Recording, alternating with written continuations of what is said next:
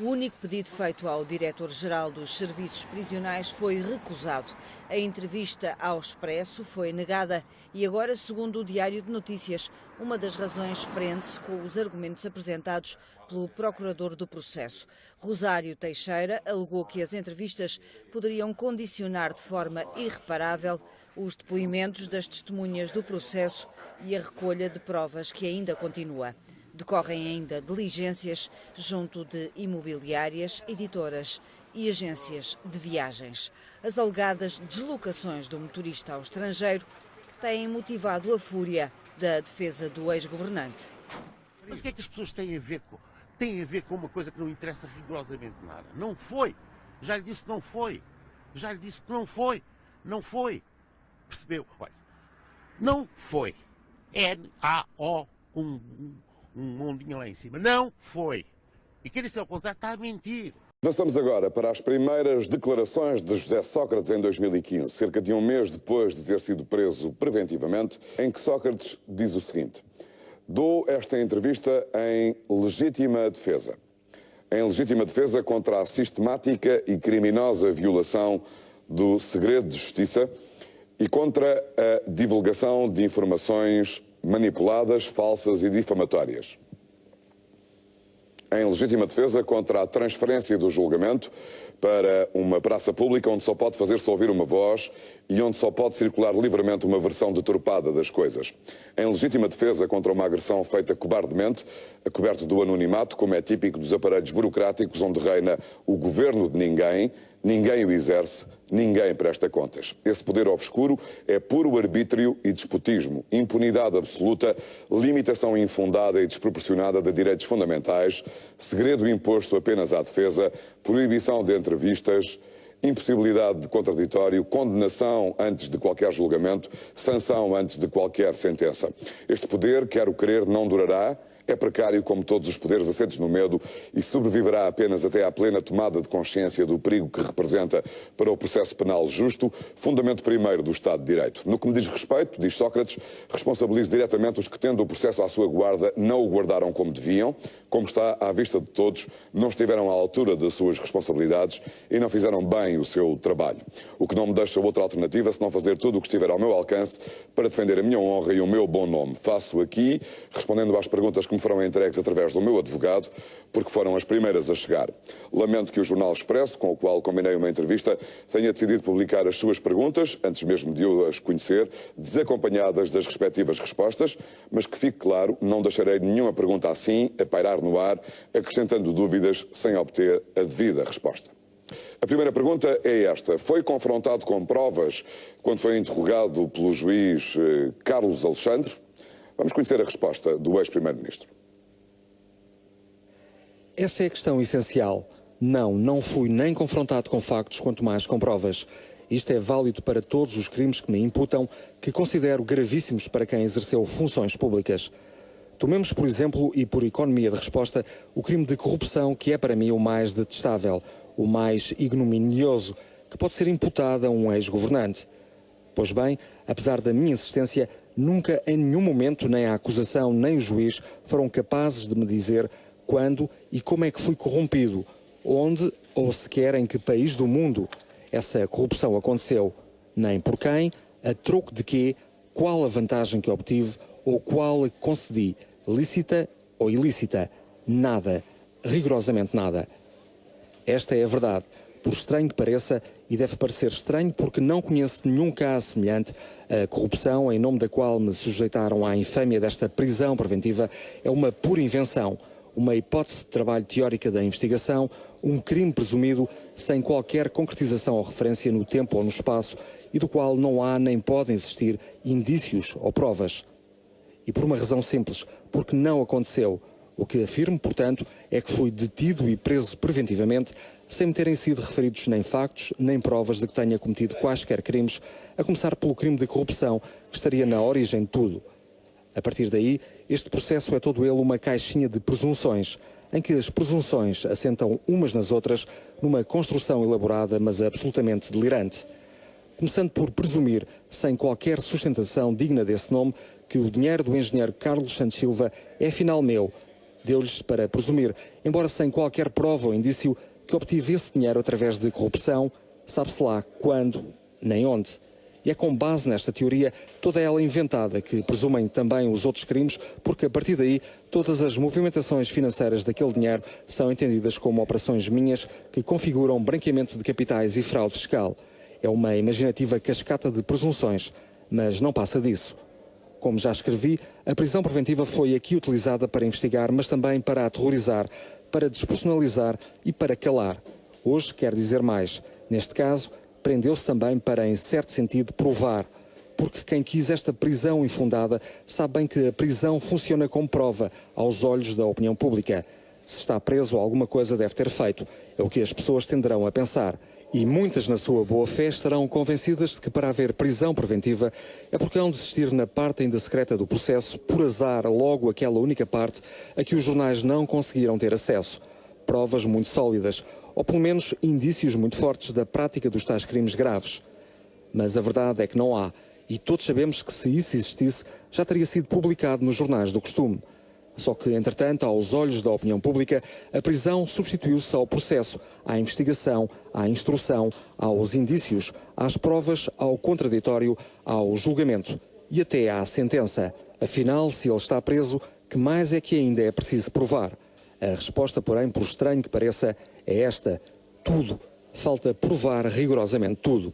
Isto, obviamente, é gravíssimo, mas não é, ao contrário do que alguns têm dito, um problema da lei que até evoluiu no sentido de contrariar o abuso da prisão preventiva. Não tenho a mínima dúvida de que esta prisão preventiva é ilegal e por isso confio no sucesso do recurso que a minha defesa apresentou. Grave é que se tenham degradado tanto os valores do nosso Estado de Direito a ponto de se ter instalado uma cultura de tolerância para com tudo isto. Prisões sem provas ou sequer fortes indícios de crimes que ao menos se perceba quais são. Lamento dizê-lo, mas daqui à suspeita de perseguição política não é um passo gigante, é um pequeno passo. Segunda pergunta ao ex-primeiro-ministro: como encara o que está a acontecer? E, caso tenha acesso, como encara o que tem sido divulgado e publicado? Ao que já foi dito, junto apenas à observação seguinte: à prisão física sempre quiseram somar, em certo sentido, a prisão na opinião pública. De um lado, podem ser divulgadas todas as mentiras e todas as falsidades, do outro são proibidas as entrevistas e coartado o direito de defesa da honra. Não me submeto a tal imposição que é contrária aos direitos fundamentais. Mas sei que quando decidiram proibir-me de falar, o que pretendiam conseguir era que tudo estivesse do lado deles. O procurador, o juiz, os jornais. E podem de facto ter muito do lado deles, menos a verdade. Essa não está do lado deles. E é pelo triunfo da verdade que lutarei. A terceira pergunta tem a ver com os restantes arguidos na investigação Marquês. Como é que Sócrates classifica a prisão do seu amigo Carlos Santos Silva, ex-administrador do Grupo Lena, e também do seu motorista, agora ex-motorista, João Perna? Ambas são, cada uma à sua maneira, injustas e injustificadas. No fundo, essas prisões foram ordenadas como a minha, sem factos que as possam fundamentar. E isso é terrível. No caso de João Perna, tratou-se patentemente de utilizar a prisão para aterrorizar uma pessoa que julgavam vulnerável, de modo a tentar obter, sabe-se lá que informação. Um abuso. No caso do engenheiro Carlos Santos Silva, dói-me profundamente a sua situação, que permanece. Somos amigos há 40 anos. A nossa amizade é anterior ao início da nossa atividade profissional. É uma relação especialmente fraterna.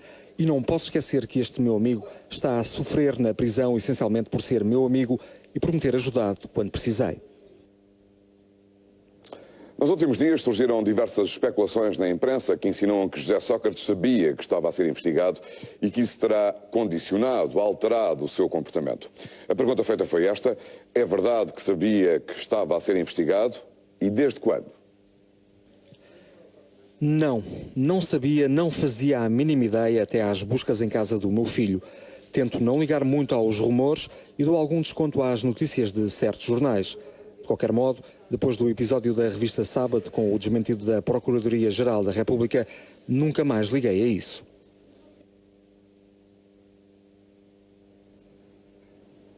Uma inevitável pergunta de cariz político. Trata-se, afinal, de um ex-primeiro-ministro que está em prisão preventiva, um facto inédito na história da democracia portuguesa, na história do país. A menos de um ano de eleições legislativas, considera que este processo pode ter fins políticos? Foi a pergunta feita ao José Sócrates. Desconheço as motivações deste estranho processo sem indícios nem provas, onde todos os crimes são vagamente presumidos e só a prisão é concreta. Mas já disse e mantenho, este processo, pela sua natureza, tem contornos políticos. E digo mais, este processo é, na sua essência, político, no sentido em que tem que ver com o poder, os seus limites e o seu exercício. O poder de deter para interrogar e o poder de prender preventivamente pessoas inocentes. Já para não falar nas consequências que este processo inevitavelmente terá na disputa política. Veremos quais. Como já disse, isto ainda agora começou. A pergunta é esta. Que comentário lhe merecem as suspeitas que têm surgido a propósito do apartamento de Paris e do seu estilo de vida na capital francesa, da venda das casas da sua mãe, dos negócios com Rui Pedro Soares, das entregas de dinheiro que o seu amigo Carlos Santos Silva lhe terá feito e também das idas a Paris do seu motorista, João Perna, alegadamente com malas de dinheiro. A resposta de José Sócrates é detalhada. O ex-primeiro-ministro optou por fazer uma resposta extensa. Peço também a compreensão dos nossos espectadores para a extensão dessa resposta, dividindo esta resposta item a item, tal como foi colocada na pergunta, respondendo desde logo à sua relação com o empresário Carlos Santos Pereira, com a questão da ida do seu carro a Paris. Ele desmente em absoluto que isso tenha acontecido. Explica os negócios da venda dos apartamentos da mãe e dá a sua versão destas acusações e suspeitas que lhe são imputadas. Respondo um a um aos vários pontos referidos, porque é preciso que nada fique por esclarecer. Mas não quero deixar de chamar a atenção para o mais importante. Os factos circunstanciais que me imputam não têm rigorosamente nenhuma conexão com crimes. Nenhuma. Por vezes chega a ser difícil separar a investigação e as notícias que têm vindo a ser publicadas da pura bisbilhotice ou devassa. Mas vamos por partes. As entregas de dinheiro do engenheiro Carlos Santos Silva. Confirmo sem qualquer problema que, face a algumas dificuldades de liquidez que atravessei em certos momentos, sobretudo desde que tive parte da minha família em Paris e eu próprio vivi entre Lisboa e aquela cidade, recorri várias vezes a empréstimos que o meu amigo Carlos Santos Silva me concedeu para pagar despesas diversas. Mas, sinceramente, não me parece que pedir dinheiro emprestado a um amigo seja crime, nem aqui, nem em nenhuma parte do mundo. Sempre foi, como continua a ser, minha intenção pagar-lhe o que for devido, apesar da informalidade da nossa relação e da grande amizade pessoal que nos une desde há muitos anos. É um assunto que resolverei com ele e que só a nós diz respeito. Para o caso, o que importa deixar claro é que o facto do engenheiro Carlos Santos Silva me ter emprestado dinheiro, muito ou pouco, não transforma o dinheiro dele em dinheiro meu. Isso, convenhamos, é um completo disparate. Acontece que o engenheiro Carlos Santos Silva detém, como é sabido, meios próprios de fortuna pessoal, fruto da sua diversificada atividade empresarial em vários países do mundo. E, sendo meu amigo, esteve disponível para me ajudar quando eu precisei. Estou-lhe grato por isso, mas não deixarei de lhe pagar. A afirmação de que o dinheiro dele é meu é simplesmente absurda e não tem qualquer fundamento. O motorista, Paris e as malas de dinheiro. Aqui entramos na dimensão galáctica da investigação. A verdade, como já foi explicado pelo meu advogado, é esta. Nunca o meu motorista foi a Paris. Nunca me levou nenhuma mala de dinheiro e nunca o meu carro foi além de Espanha, onde fui passar curtos períodos de férias e pouco mais. Mas o que acho curioso é que certos jornais e certos jornalistas se tenham disponibilizado para escrever que haveria no processo fotografias fatais do motorista a transportar as tais malas de dinheiro para Paris. Porque é exatamente aqui que toda esta história passa do cinzento filme policial para o mundo fantástico da ficção científica. O momento memorável em que surgem em cena essas máquinas fotográficas tão espantosas e tão avançadas que tiram fotografias onde até se consegue ver o que vai dentro das malas. O facto de a acusação ter posto a correr nos jornais esta pura invenção diz muito sobre os métodos de uns e de outros e mostra bem até onde estão dispostos a ir para me atingir. Não tenho hoje a menor dúvida. Para alguns, vale tudo. O apartamento de luxo em Paris. Factos. Em 2011, depois de sair do governo, aluguei um apartamento em Paris onde vivi um ano. Só mais tarde, a partir de meados de 2012, e por cerca de 10 meses, habitei num outro apartamento, o tão falado apartamento de luxo, de que é proprietário o meu amigo o engenheiro Carlos Santos Silva. Residi aí apenas enquanto não começaram as obras de restauro que ele tinha planeado para recolocar esse apartamento no mercado, como de facto fez a partir de finais de 2013. Assim, quando as obras começaram, verão de 2013, saí desse apartamento, tendo a minha família passado a viver no apart-hotel durante cerca de 4 meses, de setembro a dezembro de 2013. Depois, desde janeiro de 2014, aluguei um novo apartamento onde vivi e viveu também a minha família ao longo do último ano. No momento em que escrevo, ainda estou a pagar essa renda, sendo que o contrato termina em 31 de dezembro de 2014. A tese que me imputa ser eu o dono do famoso apartamento de luxo de Paris, para além de não ter a mais pequena sustentação, que não tem, é também completamente absurda. Como será óbvio para quem esteja de boa fé, se eu quisesse realmente comprar uma casa para ficar durante o período do meu curso em Paris, cerca de 2 anos, não iria escolher, já quase no final do primeiro ano, um apartamento a precisar de obras, para depois ter de enfiar a minha família durante meses num apart-hotel. E menos sentido faz que eu, sendo alegadamente proprietário por interposta pessoa desse tal apartamento de luxo, tenha precisado de alugar um novo apartamento a partir de janeiro de 2014, quando já estavam concluídas as obras no fantástico apartamento que dizem ser meu. Por aqui se vê que toda a tese da investigação sobre as casas de Paris, além de falsa, é um verdadeiro monumento ao absurdo. Vejamos. Através do meu amigo, eu teria comprado um apartamento de luxo para morar durante o meu curso em Paris. Por razões que a razão desconhece, em vez de escolher um apartamento pronto a habitar, fui logo escolher um apartamento que precisava de obras. E quando terminaram as obras, em vez de ir morar para lá, à grande e à francesa, acabei afinal por ir morar para o outro lado, um apartamento mais pequeno que aluguei e tive de pagar. Creio que todos já terão compreendido o óbvio, nada disto faz sequer sentido. Em contrapartida, a verdade, talvez por não ser inventada, tem também a vantagem de ser muito mais compreensível do que a absurda teoria da investigação. Durante a minha permanência em Paris, entre outras soluções em apartamentos que aluguei e em apart-hotels em que fiquei, houve um período de apenas 10 meses em que, a convite do meu amigo engenheiro Carlos Santos Silva, residi num apartamento que ele ali comprou como investimento imobiliário, com a intenção de o valorizar, fazendo obras e depois revender com lucro, como está de facto a tentar fazer. Enquanto as obras não começaram, aproveitei o convite e fiquei lá. Assim que as obras começaram, tive de sair e procurar por mim outras soluções. Há suspeitas que só existem quando se quer muito acreditar nelas. A venda da casa da minha mãe. Responde à questão da venda do apartamento da Rua Brancamp, já que a venda dos outros 2 no Cacém foi conduzida pelo meu falecido irmão e não tenho ainda comigo todos os elementos. Só poderia citar os pormenores de memória por ouvir dizer e não quero correr o risco de errar. Mas da venda da casa da minha mãe em Lisboa, ocupei-me eu e conto rapidamente a história, que é simples. Em 2011, quando fui viver para Paris, a minha mãe ficou a viver sozinha no prédio da Brancamp.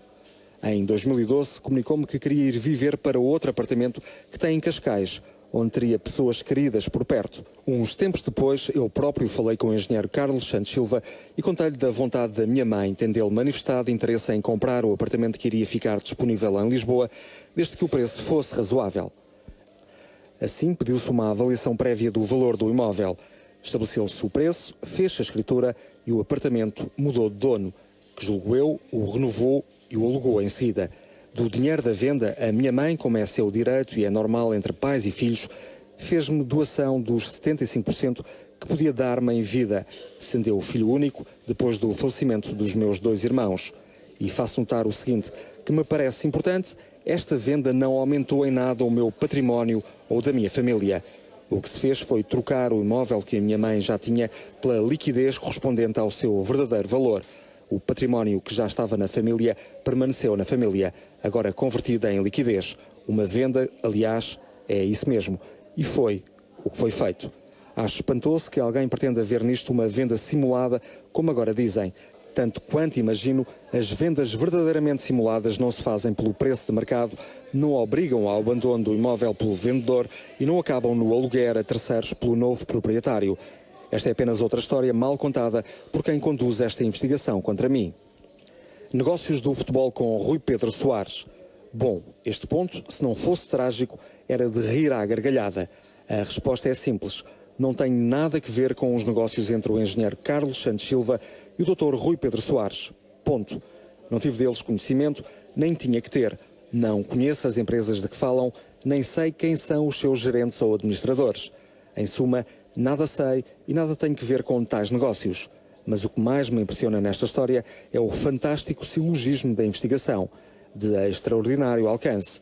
Carlos e Rui fazem negócios, Carlos e Rui são amigos de José, logo José está envolvido nos negócios. Notável. Que todas as palavras lidas e que ouvimos são as que correspondem à resposta do ex-primeiro-ministro. A TVI entende ainda que estas respostas interessam à verdade jornalística deste caso, independentemente do confronto jurídico que se processa nas salas dos magistrados e nos tribunais e nos procedimentos previstos na lei.